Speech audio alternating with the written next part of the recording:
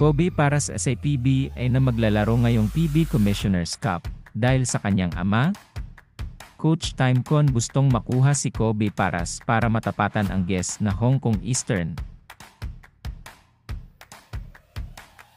Please like and subscribe mga kaballers. Maraming haka-haka dito kay Kobe Paras at kailan lang pinag-uusapan ito dahil kung ano na nga ang nangyari dito, parang pinabayaan na nga nito ang paglalaro nito ng basketball. At wala na ito sa focus maglaro ng basketball, dahil panay pagliliwaliw na nga lang ang ginagawa nito ayon sa haka-haka. At hindi nga daw ito makakabalik sa paglalaro ng basketball, pero ngayon nga nasa magandang kondisyon pa din itong si Kobe Paras at sa ngayon nga nililigawan ito ng koponan sa Ye na Barangay Ginebra.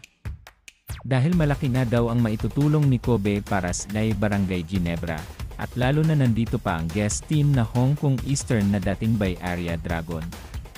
Ayon na kay Coach Timecon, marami nga daw silang tinatarget na player para ipangtapat dito sa Hong Kong Eastern.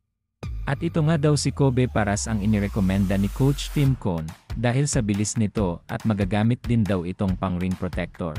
At iba nga din daw ang husto nitong si Kobe Paras at kuhang-kuha pa nga daw nito ang laruan ng kanyang ama na si Benji Paras. At pati nga si Benji Paras itinutulak na itong si Kobe Paras na maglaro na lang sa Ye para nasa Pilipinas na lang daw itong si Kobe Paras at hindi na din lumayo pa para maglaro ng basketball kaysa nga daw sa Japan B-League.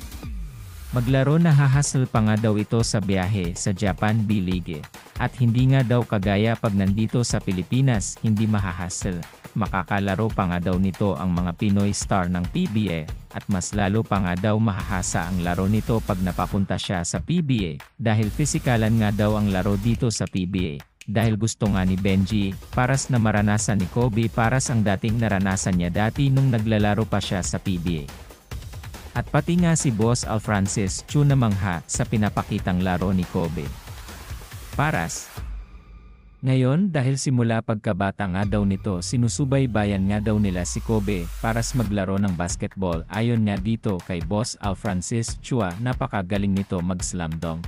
At mas lalo pa nga daw siya pinabilib ni Kobe Paras ay mga pinapakita nitong mga highlights sa Japan B-League. Dahil nga sa mga pinakita ni Kobe Paras, na humaling si Al Francis Chua. Siya dito at ngayon nga nilapagan ito ng kontrata ni Al Francis Chua ng nagkakahalagang 30 million pesos para sa 2 taon nitong lalaro sa koponan ng Barangay Ginebra.